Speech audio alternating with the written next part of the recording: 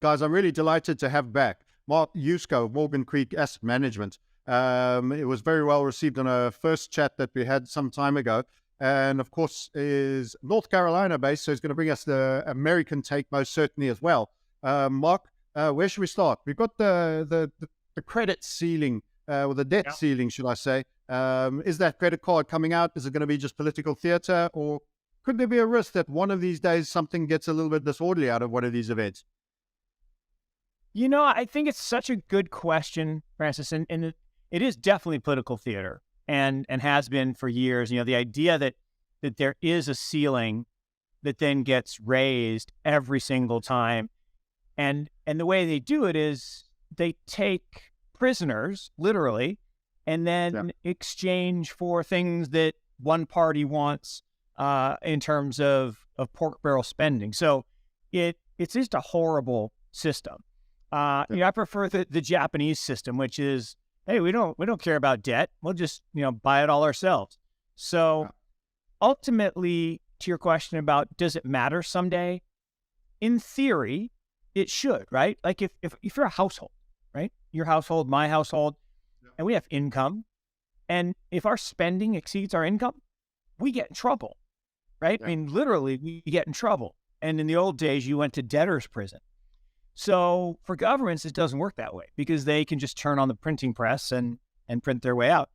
Now, what it does do over time, right, is it channels the wealth from the average person up to the tippy top through inflation, because you have to inflate your way out of the massive debt. And it's sneaky and it's surreptitious, but I actually think that's been the plan all along. So, the average person, you go to Tokyo. They've been in this spiral of too much debt, and everybody said they're going to collapse and the country's going to fail. And they went to 100% debt to GDP, 150% debt to GDP, 200% debt to GDP. No failure. Well, why? Well, because the average person's life really didn't change because they didn't own a lot of stocks and they didn't own a lot of real estate. They rented their apartment and they got paid their salary and they had a nice life and bought nice clothes and had a nice car. But if you look at the industry, right, they've had a whole 2 decades of just lost productivity, no real movement. But the people at the tippy top get super rich because their assets appreciate and they're happy. So I think the same thing's going to happen in the U.S. or has been happening in the U.S. And the average person, as long as they can pay their bills and go out to eat once in a while and pay their rent, they won't revolt, although they probably should. Yeah, it should have happened a long time ago. And I do fear, like you say, there's a lot of hand-wringing and fake sympathy for the Gini curve, but it seems to have been very well engineered and very well supported consistently over a multi-decade period. So I have to assume it's unbelievable when you go back in time, actually 110 years now in the U.S. From 1776 to 1913, a dollar was a dollar. Now I was finding it interesting. I always ask people, where did the dollar come from? The word dollar. Like, I have no idea. Why is it called a dollar? Well, it's because we borrowed the idea from the Rothschilds. Yeah. And it's called the Reichsdollar. And we said, all right, that sounds like a good plan. And the Rothschilds had been in charge of banking for 600 years up to that point, and started the first central bank in the Netherlands. So we said, all right, well, we'll copy that. Now, we didn't have a central bank. So from 1776 to 1913, a dollar was worth a dollar. Had a little fluctuation around 2 world wars. I mean, not world wars, but wars, civil wars. And long story short, in 1913, we created, again, based on the Rothschild model, the central bank, the Federal Reserve, which I always joke is neither federal nor has any reserves. It's literally a, cabal of the banks, although I'm not supposed to use that word anymore. I found out that I didn't realize that the word cabal was offensive to people of the Jewish faith. I did not mean it to be. It just meant a small group of people in my mind, but I guess it so someone said I should use the word cartel. I'm like, well, that's just going to offend people in Latin America. So I don't know what to call it. So a small group of people controlled this central bank. It's owned by the other banks, and its job isn't to promote stability and low inflation. Its job is to slowly steal the wealth of the masses and widen that Gini coefficient. And if you look from time in 1913, when there was very low income and wealth disparity, to today, 110 years later, it's massive, the greatest of history. So, what's a CEO multiple to average workers' wages in the US nowadays? 400-ish. Yeah. Yeah. Things were, you could still do well, but you didn't have to gouge everybody else out. It's a real pigs in the trough fest now, isn't it? Yep. I think the US is the most extreme in that particular regard as well. By far. Yeah.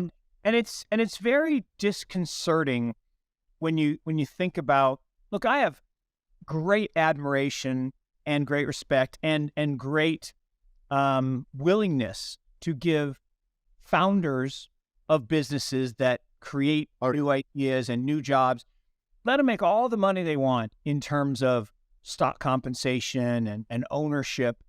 But when it comes to these ridiculous salaries, to professional management, especially if they weren't part of the beginning, they were just professional management.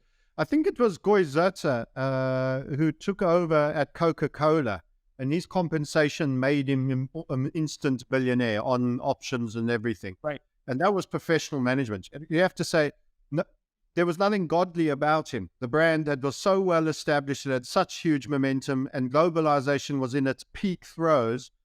It was just hold the steering wheel. We're going to do 300 kilometers down the Autobahn. You don't need to do too much. Don't cock it up.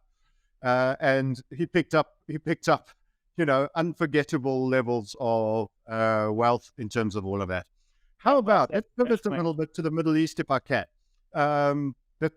The Saudis being far more vocal in divorce recently about taking other forms of payment, the slow unraveling of the petrodollar. I have a feeling that might be more damaging than debt ceiling chatter. Talking about, we'll take yuan, we'll take other things, Russia and Turkey, etc., on a blockchain-related gold-backed crypto of all things.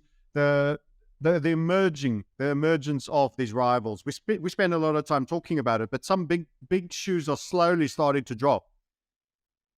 Oh, look, I think that is the big story of our day. I think you're exactly right, Francis, in that if we think about the petrodollar system, right, which really was a deal cut in 1971, curiously, the same time that WEF was formed.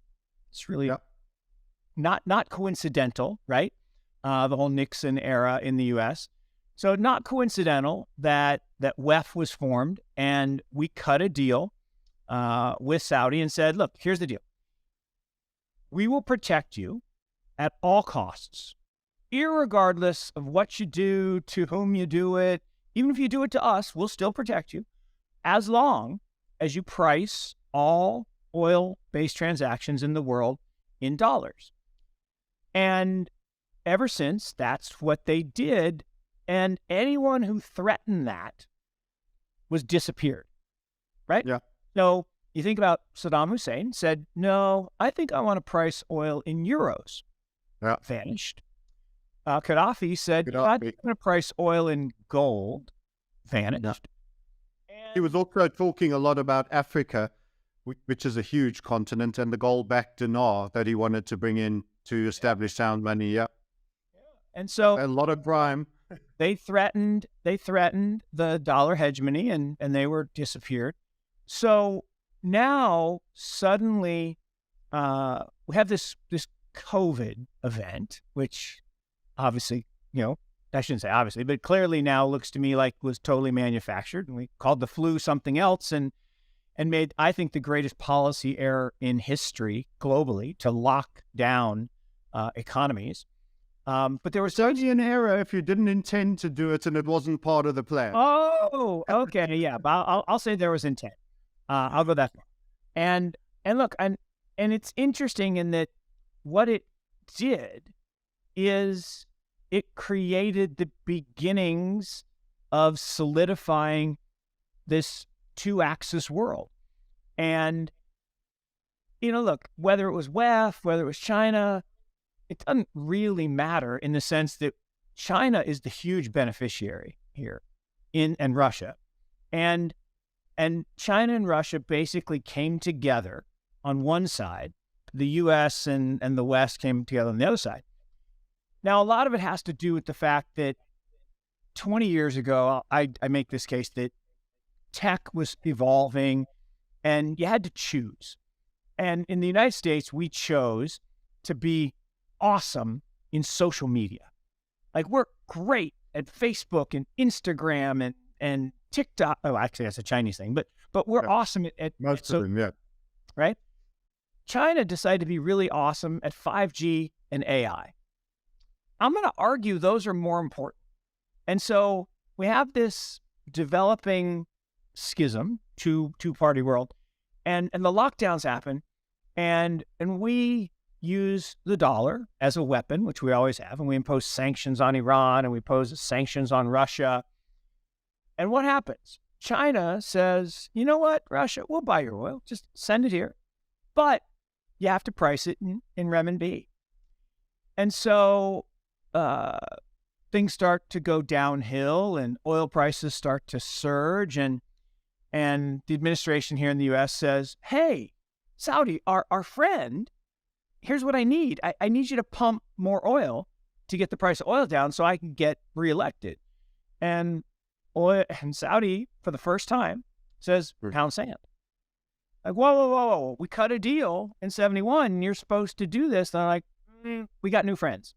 So now Saudi is talking to Russia, China, about selling oil to them, pricing it not in dollars. And so I think this is a monster story. I think it's a monster story. Combine it with the cut and run of Afghanistan, which I think was a real pivot on military competence and flippance, the tendency to flip and cut and run. I think those two things have led to the emboldenment, and also the Russia-Ukraine, which we've kind of provoked but not gone into fight with. So you're already committed in a kind of proxy war. The policies and the decisions seem designed to have made American fiscally, in terms of the dollar, and militarily look. I don't understand. I mean, I really don't understand how you got Russia to, when I say how you got, meaning us, got Russia to attack, in the sense that, Ukraine has been this, how should I say it, place where U.S. interests have tried to thwart the Russian dominance of the region. And every time something bad was happening in Ukraine, you could trace it back to a pipeline deal, right? There are these pipeline deals going all over from Turkey and Greece. And every time we got involved in the region, and, when the president's son was sitting on the board of some Ukraine company, it's like, what the heck is that? There was a reason. And now we send massive amounts of money to Ukraine. I mean, last count, $116 billion. I mean, there are millions of kids that go to bed hungry every night in the United States, and we're sending money to Ukraine. I don't understand. So there's something about this, again, it's all about oil and gas. So ultimately, there's this conflict, and I'm not trying to minimize the conflict. There certainly is a conflict, but it hasn't escalated into World War III. It really has kind of been this de-escalating event. And to your point, almost like military theater instead of political theater, almost like military theater. And we got this Zelensky figure who's an actor, right? I mean, literally like an actor. Yeah. So we have comedians, right, who've been presidents of countries in Europe, and actors, and of course we had an actor in the United States too, Ronald Reagan.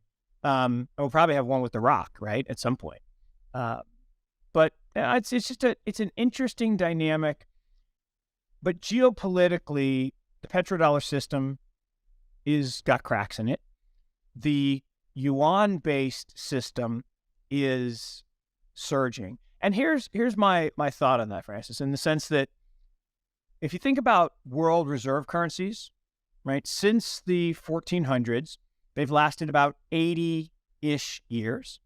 First was Portuguese, which you think, how did Portugal have the world reserve currency? Well, they had the fastest ships. And back then it was all about the Navy. And then Spain took them over. They got their trees. So they had the fastest ships. Then the Netherlands then France took them over. Then the Netherlands took them over. And then half of the Rothschilds moved to Britain, invented the steamship, and suddenly they had the most powerful navy. And so the UK had about a 90-year run. And then we invented nuclear, and now we have the most powerful navy. But here's my contention. I believe the next world reserve currency won't be backed by naval superiority. It'll be backed by cyber superiority. The next war, I believe, will be fought with chips, not ships.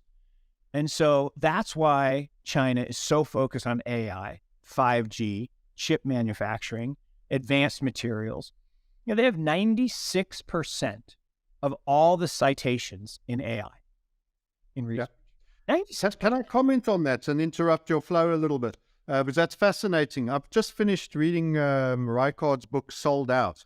And he talks of the Five Eyes intelligence agencies. I don't know if that's a misnomer, but anyway, we're part on comment on that. Oxymoron. He didn't include Israel in that, which I thought was an omission, because I think they're the second biggest after America, and they probably control half of the American three-letter agencies anyway. But the subject line was, there's 9 key technical areas. So the supply chain is too much the factory of the world is China.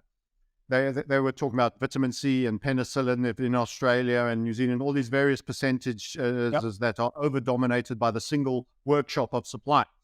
And then he said, in these 9 areas, which are areas of the future, we cannot be relying too much on this country as a component because of, the claims of IP theft, even though in many instances China has actually advanced the technology, which I think is part of the statement you were making. I'm going to try to see if I can recall them all, because I try to commit them to memory. These are also going to be investment themes as well. So it won't surprise that the easy ones come up first. AI, which you've already mentioned, number 1. Number 2 was robotics. And then a rather more mundane sounding one was computer hardware, which sounds very much like old tech, but is still important and includes a lot of other things. So AI and robotics and computer hardware. Number 4 was cryptography. So the crypto is going to play some form of a role, but I think that's going to be a government blockchain role. How that affects Bitcoin and our existing ecosystems there we can discuss in a minute. 5 was materials and manufacturing sciences. So that immediately had me thinking. My father was involved in the original preeminence of carbon fiber. He did designs for surgery when people still used to have steel put in their bodies. I don't know if you were old enough to recall that, but new hip joints, people were back running and horse riding. So it was a great success. And more recently, I remember a decade and a half ago, because I'm on all these financial newsletters, graphene was being pushed as this new miracle thing. And then it went real quiet. And then we have the medical story, and we find out a lot of people actually pointing out that this particular material is showing up in that advice. But that's material and manufacturing sciences. That's number 5. Number 6 was quantum technology. So quantum is very, very voodoo and hard for me to conceptualize and understand, but it is unbelievable. It's quantum and physics. And there's so much more that needs to be explained there. I'm not even going to try explain it for myself. Then 8 and 9, nanotechnology was the next. So these are, just as a reminder, industries that the intelligence services of the West have said we have too much reliance. They cannot be allowed to get IP transfer out of these key industries. nanotechnology was in there, and this one scares me. Synthetic biology. Synthetic biology.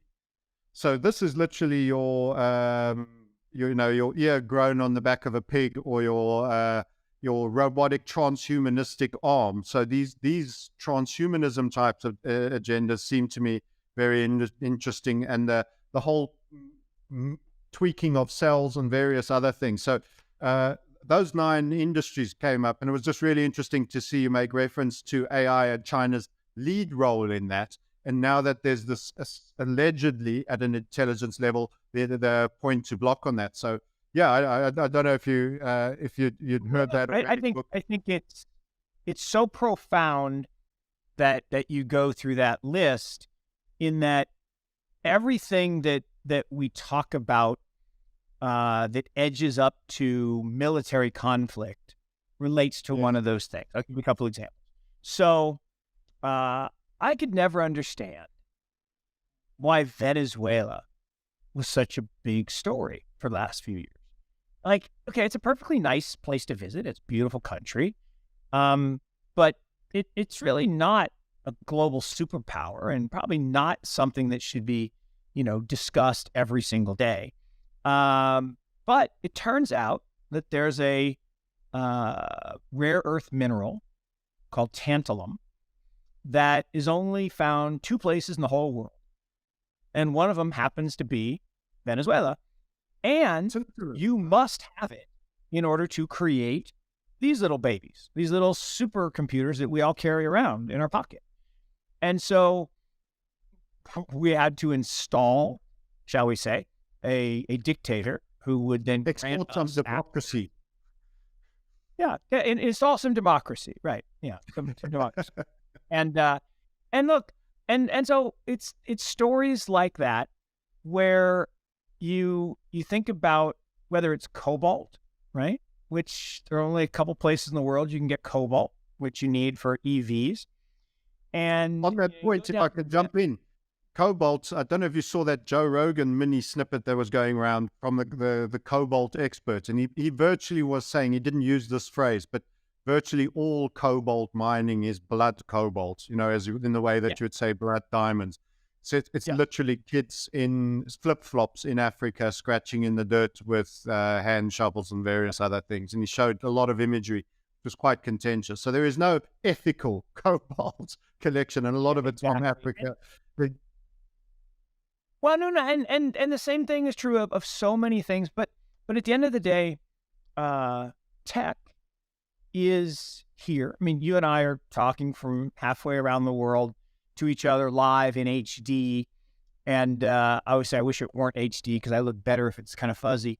But the interesting thing is that's not going back in the box, right? We're not going to have less technology. We're not going to have, less. Like when I was growing up in the United States, there was this show on TV, The $6 Million Man, about this guy, right? An accident, and they made him bigger, better, faster, stronger with new legs and an arm and a super eye. And now that's not that far away. And, 30 years ago, 40 years ago, it seemed impossible. And the fact that they thought you could do it for 6 million, probably billions now.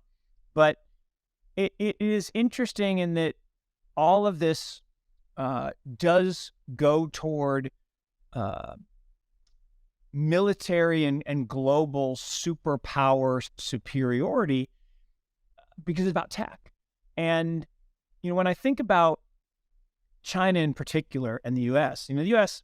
has this arrogance, right? I live here and I listen to it, and it's like, we're the only country that matters, and we're all the smart people, and we have the center of the universe in Silicon Valley. Silicon Valley is amazing, and much of the best technology innovation comes from there, but not all. And then what happens is 20 years ago, yes, China sent their smartest kids here. And yes, they borrowed, shall we say, stole technology. And you would find routers reverse engineered even down to the bugs from Cisco. Okay, fine, that happened. Today, they're not copying us. In fact, it's the opposite. China, here's a crazy stat. China, every year, graduates 4.5 million STEM engineers. Yeah. The United States graduates about 500,000. Yeah. And everybody says, oh, but they're not all good. I'm like, fine. Let's say half of them are bad. Probably not true, but let's say half are bad. That's still 5 times more than the United States. And not all of ours are good. So not everybody goes to MIT and Caltech, right? So I find it interesting how this Western rhetoric of, dominant superpower, that's fine. But if you've ever seen the 30-year plan, this is amazing too. China has these 30-year plans. They don't say it. In America, we can't even think 30 months. Forget 30 years, right? We're good if we think about 30 days in some cases. But they have a 30-year plan. And so the first one from 1990 to 2020 was to move from a socialist economy to a moderately prosperous socialism economy. It was called the harmonious rise. Not threatening, like say, outsource everything to China, we're your friend, we'll make stuff for you. Great. From 2020 to 2050, the plan is to become a prosperous socialism economy, aka superpower. That's not quite as friendly, shall we say, for the U.S. And I find the whole thing quite astonishing that they're thinking in 30 years and long term and playing the long game, and we're quibbling amongst ourselves, and they're cutting deals with Russia and they're cutting deals with Saudi, and we're just wringing our hands saying, well, hey, wait, we're the superpower. Like, yeah, we are, but so was the UK.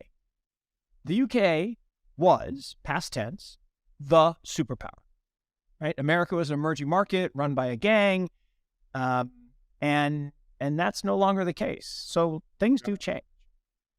It's funny when I look at this list that I just gave you and I wrote down.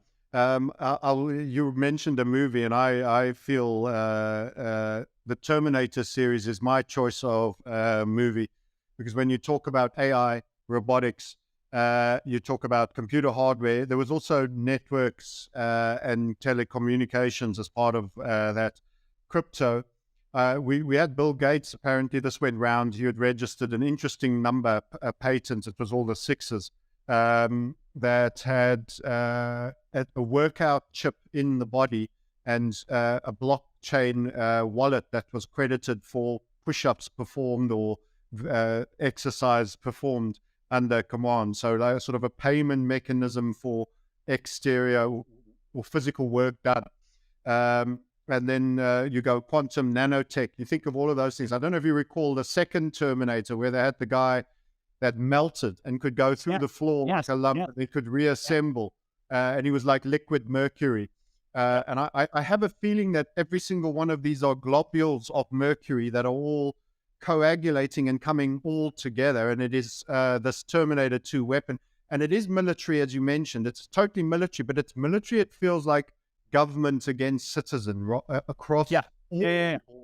Yes, we have the supposed US versus America, but you have the likes of Gates and everybody praising, and World Economic Forum praising essentially a communistic totalitarian dictatorship, for which, again, Xi sounds like he's actually made himself president for life now, where before they'd committed to rotating terms. So you've actually got an escalating totalitarianism going on there. This assumption of Hong Kong and the suppression of dissent, a bit of foot stamping about Taiwan.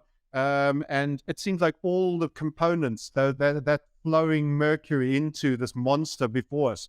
And we're sitting there, and it's this almost superhuman thing that's going to be turned on. Think about social credit scoring.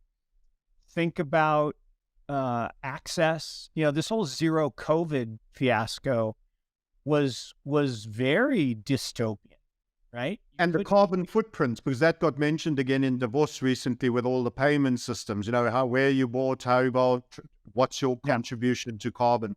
But see, that's also a false flag. Carbon has nothing to do with anything, right? One volcanic eruption releases more carbon into the atmosphere than all of human existence. Let that sink in for a second. One volcano. So it ain't about carbon. Carbon is, and it's not about global warming. Actually, you don't hear about global warming as much the last few years. Why? Because we're actually cooling, right? We're back to when I was growing up, again, 1970s, the cover story was not global warming, it was global cooling, the next ice age, the ice age. And I remember. We have an 11-year cycle. Every 11 years, you get a period of warming and then cooling. Why? Because of sunspot activity. People say, Mark, you're crazy. I'm like, no, I'm not. We have the greatest nuclear reactor that we've ever known, right? It's the only one we know because there are other stars around, but it's a giant nuclear reactor. And it generates heat. I mean, think about there's amount of energy that hits the Earth every day could power all of the Earth forever, right? Now, we don't harness that energy, but that energy goes in to create plant life and ocean life and human life. But that is the way it works. And when there's more, fission in the sun, we get warming. And here's the interesting thing. We get less viruses. That's really interesting, right?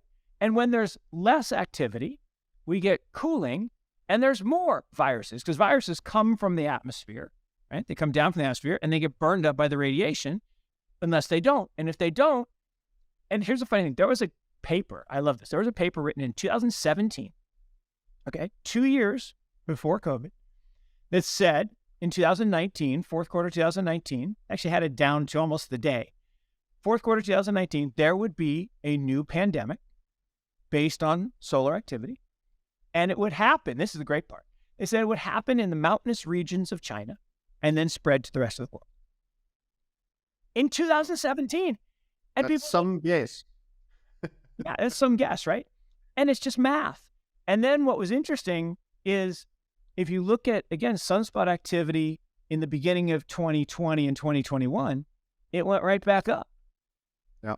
And unshockingly, the virus started to go down.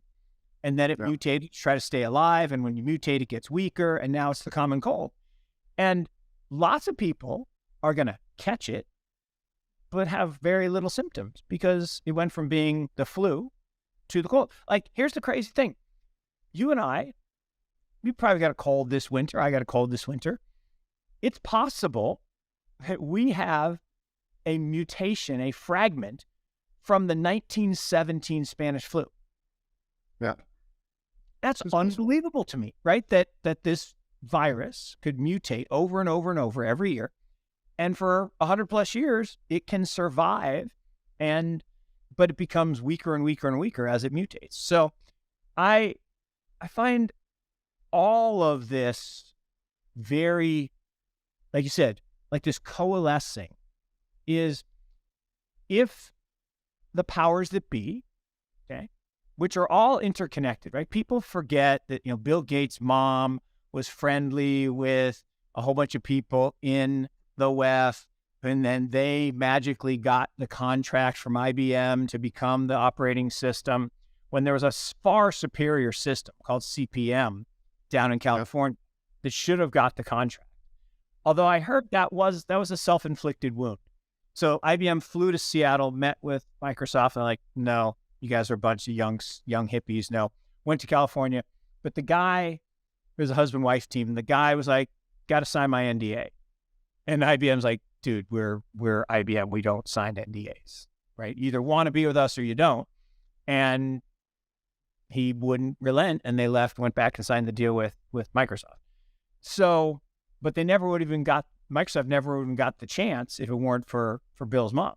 So I want to go back to cryptography for a second. So leaving the world of WEF and all that craziness, which is all tied back to your military intelligence thing, which is really interesting, and particularly Mossad.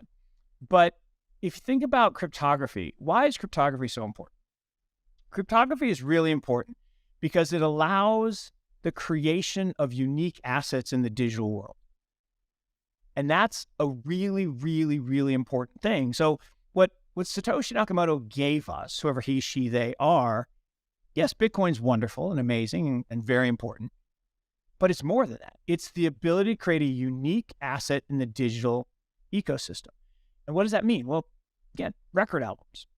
Grew up playing record albums, physical, analog devices, black vinyl disc, you put it on a turntable, spun around, made music.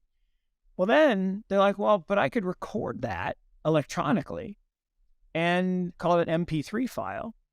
And then I could copy paste, send you a copy, and you could listen to a song, I could listen to a song, and we were both happy. But the music industry was very unhappy because they wanted you to buy your own song and me to buy my own song. So what did they do? They shut down Napster and they shut down any way of copying music. And now what do? We all stream digitally, uniquely identified through cryptography, and we all have to pay, which is the way it should be. And more importantly, because we know when a streaming service plays a song, the artist actually gets paid instead of, it going off into the ether. So the ability to have digital assets and beyond music, stocks, bonds, currencies, commodities, art, real estate, private businesses. Once everything is on a blockchain, and the blockchain is just simply an open public ledger, but once it's cryptographically secure in a line item, which is what a token is. A token is not a thing. It's not a little piece of gold. A token is a line item in a ledger that is cryptographically secure and says who owns what. So I own a Bitcoin, you own a Bitcoin, I own a piece of property, you own a piece of property. All of that is nicely laid out in this public ledger, and we have truth. And what's cool about truth is it replaces the need for trust. In the old days, the last 800 years, we had to rely on trust. Trusted third parties, banks, insurance companies, brokerage firms. And I right now have to trust that my money that sits at Bank of America is actually there and they didn't take it, right? Because it's my word against theirs. I actually have a nightmare, Francis, that I go to the ATM and I punch in my code and it says 0. How would I prove it's not 0? I don't have a statement. I haven't had a statement for years, and it's literally their word against mine. And so I have to trust them.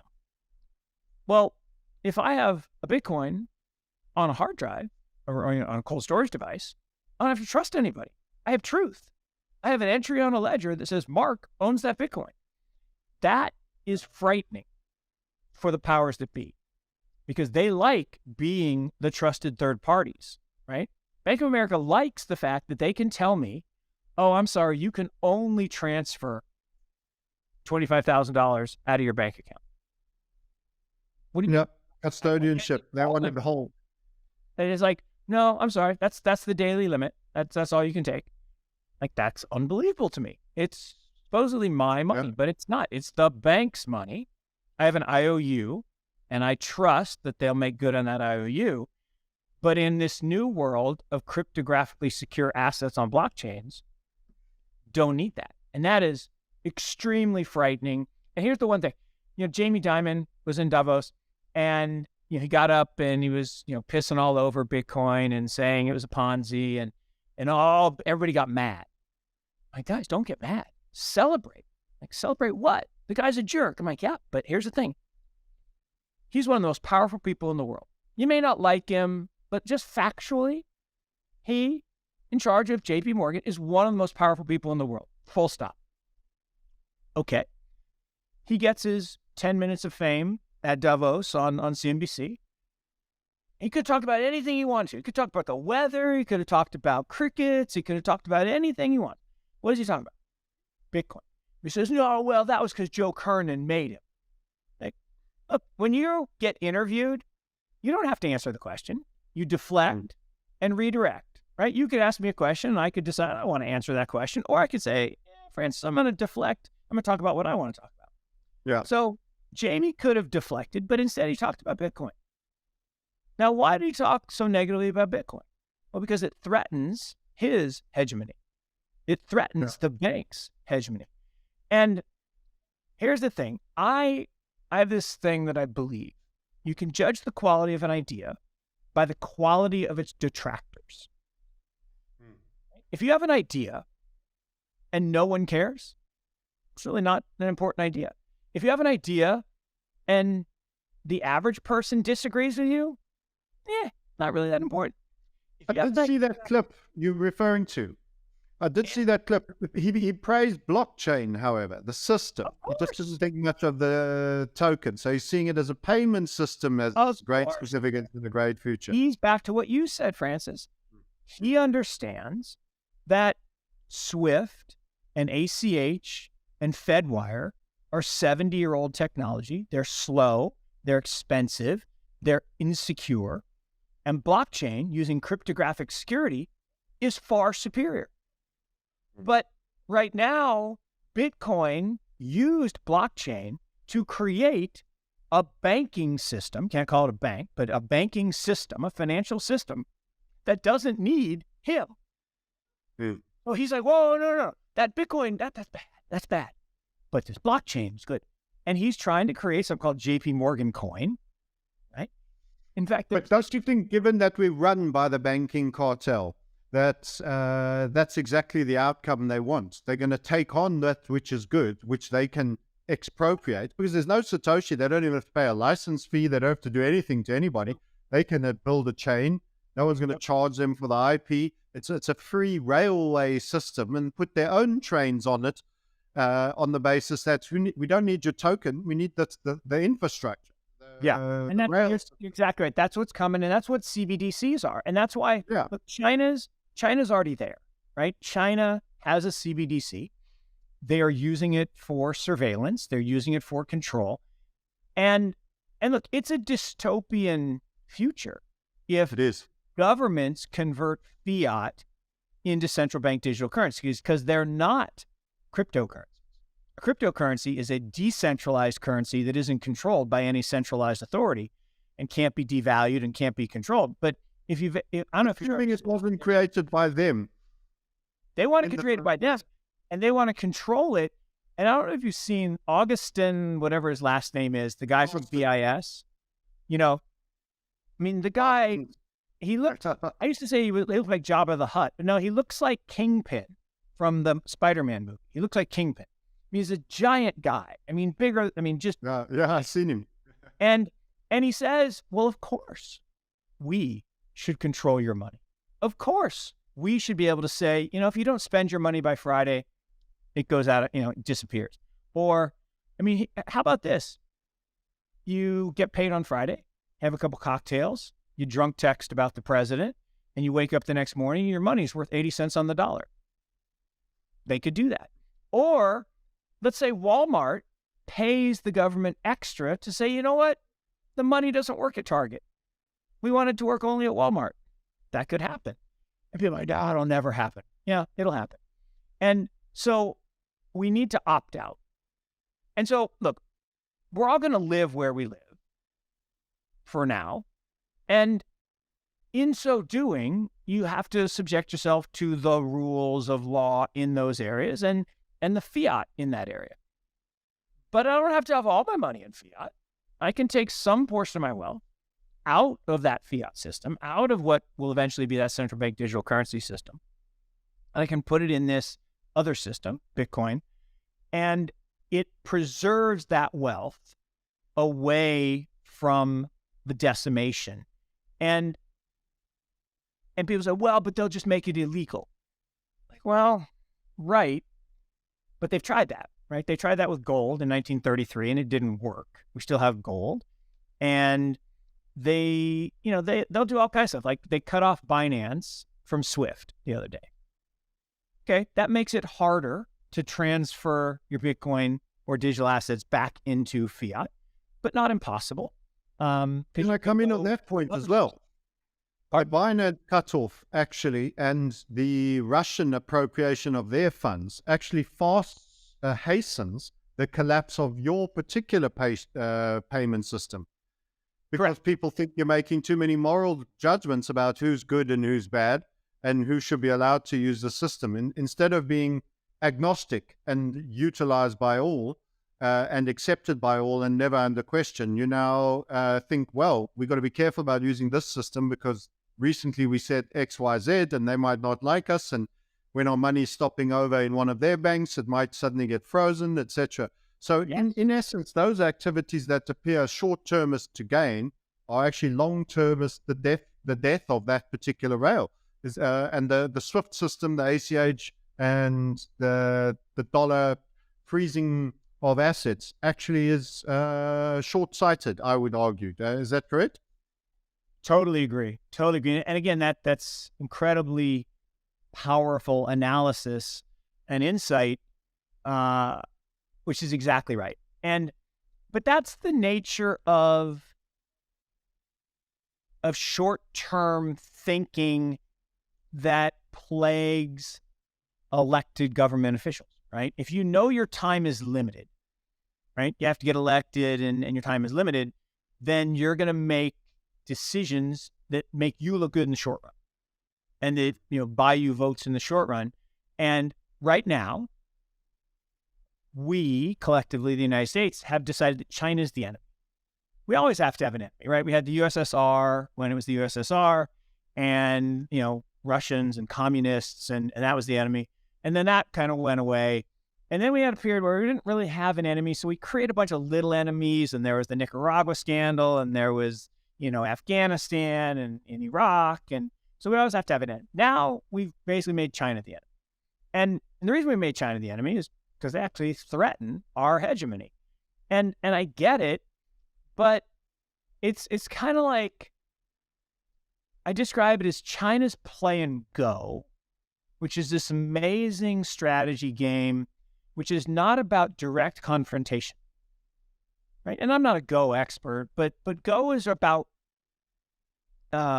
regional, so to speak, regions of the board dominance. And so you're playing multiple games at the same time versus the U.S. and Europe and the Western powers are arguing about how to set up the checkerboard. Like, you guys aren't setting up the checkerboard right. Like, guys, we're not playing checkers. You're playing checkers. And they say Putin's a 3D chess grandmaster. Yeah, probably. But China's playing Go. And it's just a very different game, and they keep winning, right? They win in terms of intellectual content, right? They win in terms of engineering advancement. They win in terms of cryptographic security. They win in terms of, creating this massive axis along the Silk Road from China all the way through India, Africa, Greece, up into Russia. Whoa. And what people forget, right? I love this part. For 2,000 years, right? We've had 2,000 years-ish of modern history. China was number one for 1,800 of those 2,000 years. And only the last 200 did they lose it because of a failed experiment with communism and Mao. And America, and Europe had it for a while, and then America took over. So for the last 200 years, you've had Western dominance, but that Western dominance is now fading. And the axis, the center of the universe, is shifting back toward that Silk Road initiative. I want to talk to you about the money. Where's the money flowing? Because the money, to me, Kissinger is always worth listening to his opinion, because it seems like from his lips, it will be. But he says, follow the gold if gold is going east, or follow the money, it's going east. We're going, and this is, of course, to the more, China is the communistic east. But if the Five Eyes are going to really restrict supply chain, we've seen technical structure that we really like on the Singapore Straits Index that we think could move an immense amount. And that seems to be the acceptable face of listing if you were to have Chinese interests but want to retain global concern in and around, because Hong Kong clearly isn't anymore. And then also we have a feeling that the Middle East is going to come a long, long way. So from Tel Aviv, Saudi, Qatar, all of these nations, there's going to be a lot more capital formation. Got a couple of people, as I said, that were telling me that Brinks were doing bulk of their gold moving was actually from Switzerland to Dubai, Qatar, and Yes. various other places. So there seems to be, where's the flow going to go? And before you answer, I want to show you an interesting thing. I've actually put this in front of one or two people. It's not a metrics that has to mean anything per se, but it's a demonstration of total market cap of the economies by nation divided by its population. Now, population is just raw potential. And in some populations, people don't self-actualize very highly, and in others they do. But generally, when you get organized, there will be a tendency to the mean. I'm going to share screen with you a little bit and show you this spreadsheet so that you can join on along with me. But if I go and get the spreadsheet up, there we go. This is the market capitalization in billions of the markets by a country. So the US is a 40 trillion market cap. So if I just grab the fat cookie there. So this is USA, 40 trillion. And if I divide it by the population number, it's around 336 million. You have $119,000 of market cap per individual to hold up. Yep. So that's the exercise as a matrix. I'm now going to list the BRICS as we know. This doesn't include Saudi, but it includes China, which has 11 trillion, which works out at $7.7 thousand, so 7,700 versus 120, essentially. Yep. India adds a surprisingly low 2.7. I think this is a potential growth point when they get their act together, English language and all. 2.7 trillion and 1,900. So under $2,000 of market cap to be held up in India. Russia, just under $500 billion, so 447 billion. And that is $3,000 a citizen. They're on 125 million people. Yep. Brazil, that's on around 220, is on $500 million. That's about 2,380,000 a person. I tend to think very simplistically: Brazil, agri; Russia, commodities, steel and energy; China, tech, and a lot of other manufacturing. South Africa, I've got in there. They're the smallest arm of the BRICS, but they're at about 0.8 of a billion, and quite a high number, $12,700 odd a head per person of the BRICS. That's one of the highest, but it's quite a long-standing stock market, a big gold producer in the original days, diamonds. Oppenheimer's the strand of the Rothschild family you mentioned. So financialization, a lot of dual listings in London. So it's got a first world, third world connection. That's seen quite high rated companies, and then a big no mid tier and a big gap to the bottom. Japan has just another very well developed nation with worse demographics than the boomers that hit peak retirement in Q4 last year in America. The Japanese are already through that. They're the more elderly diapers than baby diapers. 4.9, so 5 trillion on and giving you about $40,000 of market cap to hold up, and demographic peak well into its demographic peak. So I thought that's quite interesting numbers. And if we just totaled the entire BRICS and got an average, so if we're doing a BRICS versus USA market cap thing as an exercise, you'd have 15.5 trillion in all BRICS market cap, and you would have $4,700 held up by every citizen in those nations. So as an aggregate, that's about 3.2 billion of the globe's population, by the way. But I just thought that was kind of interesting. So the US is the blue pie here in the pie chart, and then China's the orange, and the brown is the summation of all the BRICS, because I've also included it. So that's really not part of the pie, because that's a double count. But even the summation is still substantially smaller than the US. And then you have each of the components. The gray was India, I think it was, India, Russia, Brazil. South Africa had a fairly meaty slice there, and then Japan. So we've thrown Japan in there as a bit of a mix. But I don't know what your comment is on the future, because my overall feeling is technology and technology hubs can move. Smart people can move. They do. And if you did that same analysis, I love the analysis, because it's exactly right in that human potential is human potential is human potential. And financialization is something that the United States has done really, really well in the last 40 years. And we went from a normal level of financialization per person to this extreme. And it's actually not dissimilar. If you did the same analysis 100 years ago, the turn of the century, when the British Empire was number one, you would have found the same type of dispersion, but it would have been weighted to the UK. And the US was a little tiny sliver like China. It was the emerging market, didn't have a lot of a population, didn't have a lot of industry. And the bet, right, is the great, the famous Gretzky quote, but it was actually Gretzky's dad who said, what makes Wayne great is he doesn't skate to where the puck is, he skates to where the puck is going. Yeah. And the same thing, to your point, Singapore and Dubai as being new money centers. What's interesting about money, right? There's only one money in the world. Only one. And I could argue now there's about to be a second, but gold is money. It's the only money. And money is an asset that exists in the absence of a liability. Everything else is credit.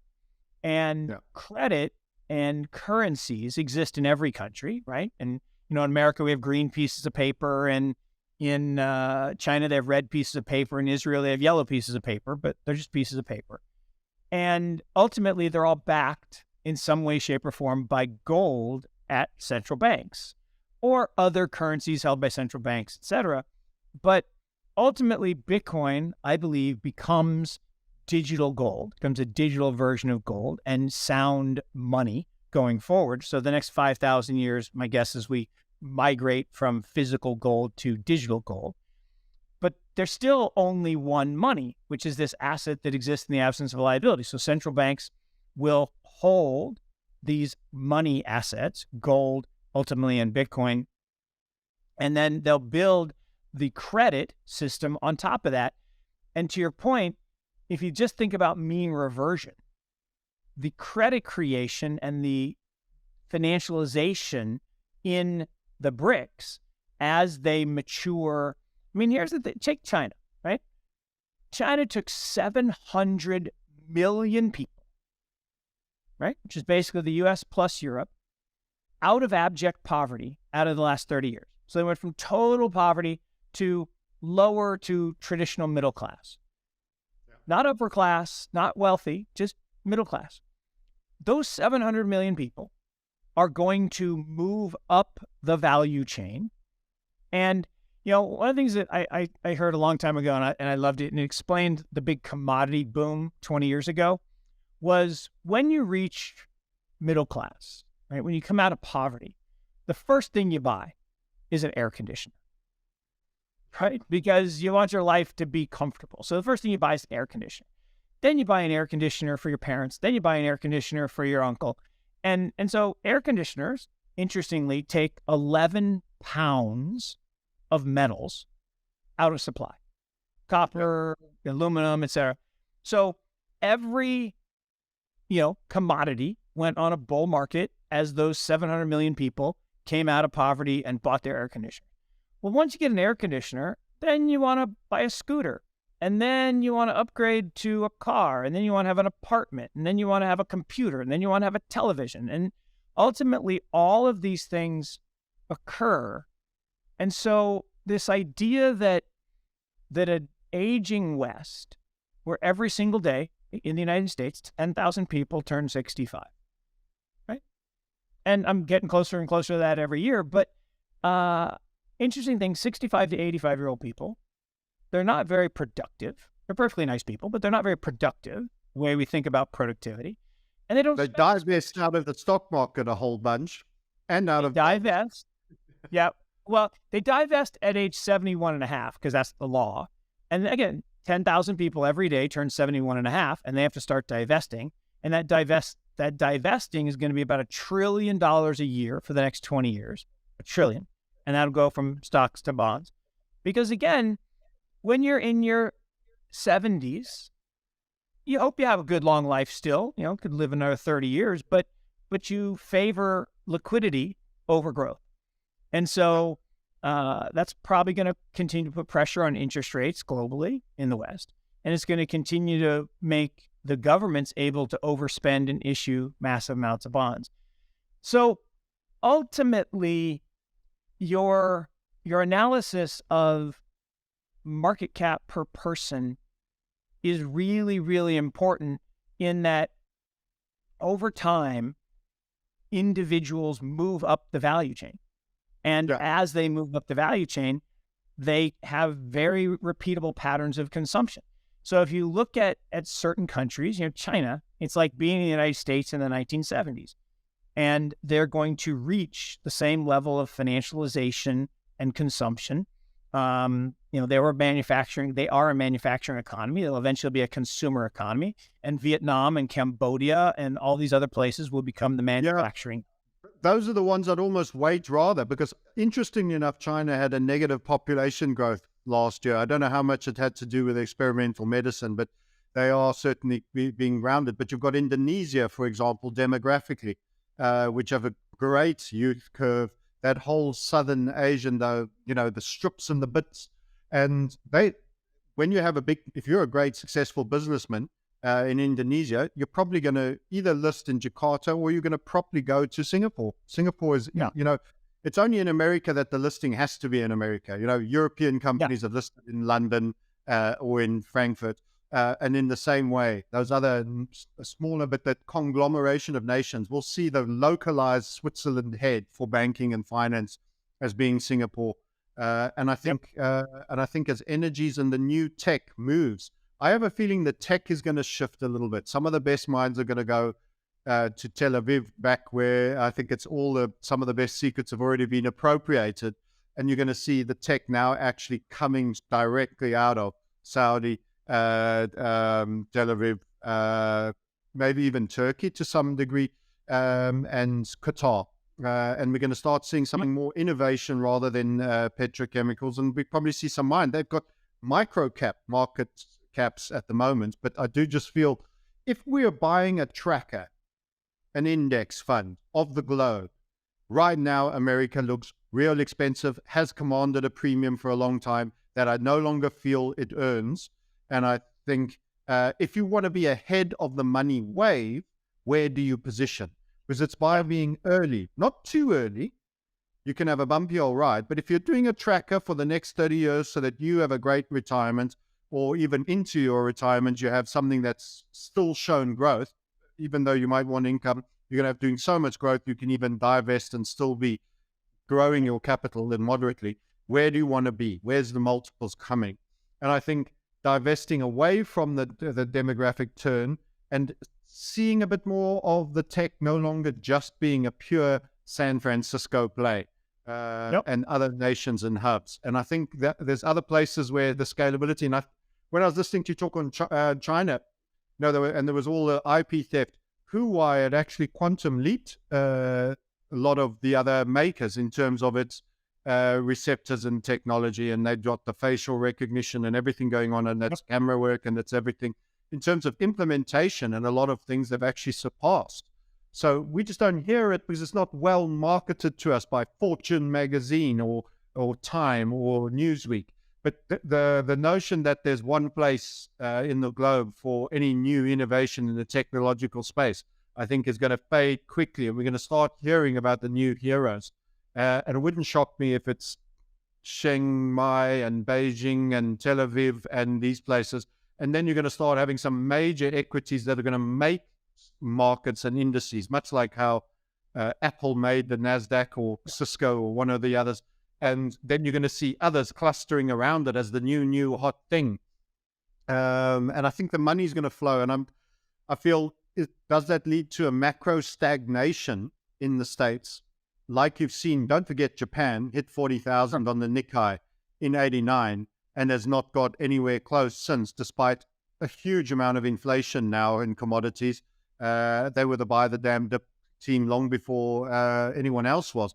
And that Japanification of stock market performance after the next demand-destroying event, does America really snap back as far? Or will something have changed that you should be following a all-share tracker in one of these other nations.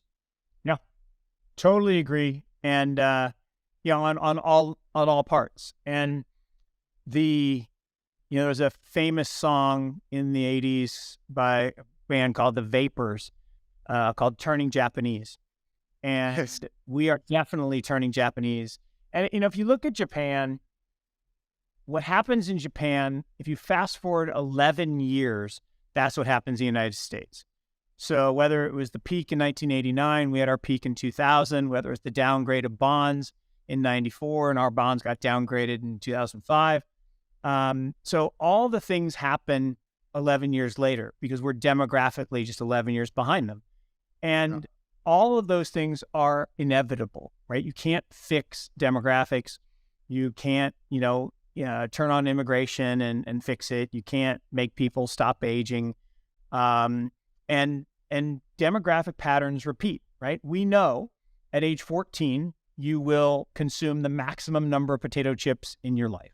We know that age 46 and a half, you will spend the most in your life, right? Because you got kids in college and the big house and the cars and the vacations. Which was which tied up with the Bill Clinton surplus era. The boomers average age 46 and a half, and it's the first time that the Democrats, no less, actually providing a surplus, one of the few years that you were in deficit spending. So it was fascinating. Sorry, I had to come back on that. Politics and it had everything to do with demographics. Yeah, and everything, and everyone praised Clinton. It was the economy stupid and made a hero out of him, and actually contributed very little to that fact apart from brilliant timing and demographics.